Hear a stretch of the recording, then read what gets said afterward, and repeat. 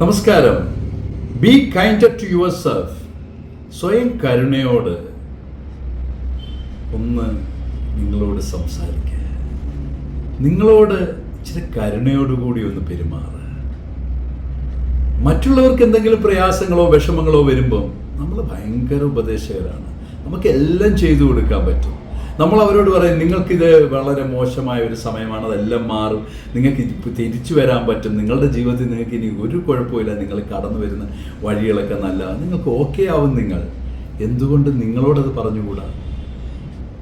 നമ്മുടെ മനസ്സിനകത്ത് വരുന്ന നെഗറ്റീവായിട്ടുള്ള ഒരു സെൽഫ് ടോക്ക് ഉണ്ടല്ലോ, അതാണ് നമ്മളെ തോൽപ്പിക്കുന്നത്.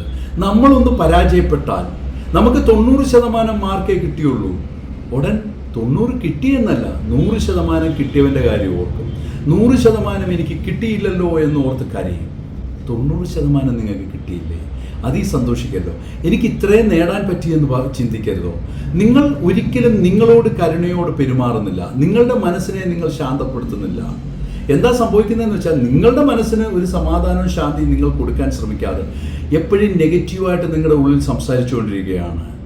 എനിക്ക് പറ്റില്ല, എന്നെക്കൊണ്ട് കഴിയില്ല, എനിക്കിതൊന്നും സാധിക്കില്ല, ഞാനിങ്ങനെ പരാജയപ്പെട്ടുകൊണ്ടേയിരിക്കും. ഇങ്ങനെ സംസാരിക്കുന്നിടത്തോളം കാലം നിങ്ങൾക്ക് മുന്നോട്ട് കയറി വരാൻ പറ്റില്ല.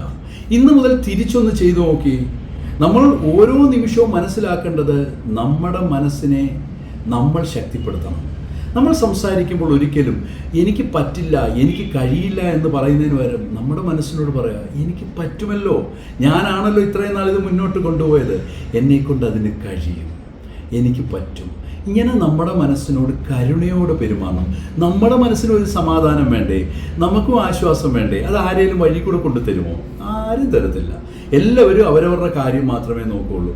അവരവരുടെ ജീവിതം, അവരവരുടെ കാര്യം. നമുക്ക് നമ്മളോട് മനസ്സിൽ സമാധാനത്തോടും സന്തോഷത്തോടും സ്നേഹത്തോടും പെരുമാറാൻ ഈ ലോകത്തിൽ നമ്മളെക്കാൾ മികച്ചത് ആരുമില്ല.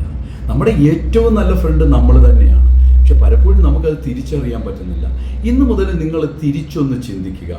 നിങ്ങൾ നിങ്ങളുടെ മനസ്സിനോട് ഇടയ്ക്കിടയ്ക്ക് പറയുക, നീ ഓക്കെ ആണ്ടാ, നീ സൂപ്പറാണ്ടാ, നിനക്ക് ജീവിക്കാൻ പറ്റൂടാ, നീ എന്ത് സ്റ്റൈലാടാ.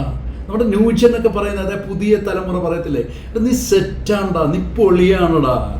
അങ്ങനെ പറ. എന്താണ് നഷ്ടം? നമ്മൾക്ക് അടിച്ചു പൊളിച്ചൂടെ ജീവിതത്തിൽ?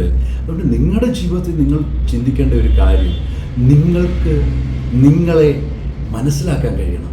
അത് കഴിയുമ്പോൾ തന്നെ നിങ്ങൾ ജീവിതത്തിൽ വിജയിക്കും. അങ്ങനെ വിജയിക്കുന്നവരാകട്ടെ, ഒത്തിരി നേട്ടങ്ങൾ നേടട്ടെ, സന്തോഷമുള്ളവരായി നിങ്ങൾ മാറട്ടെ എന്ന് ഞാൻ പ്രാർത്ഥിക്കുന്നു.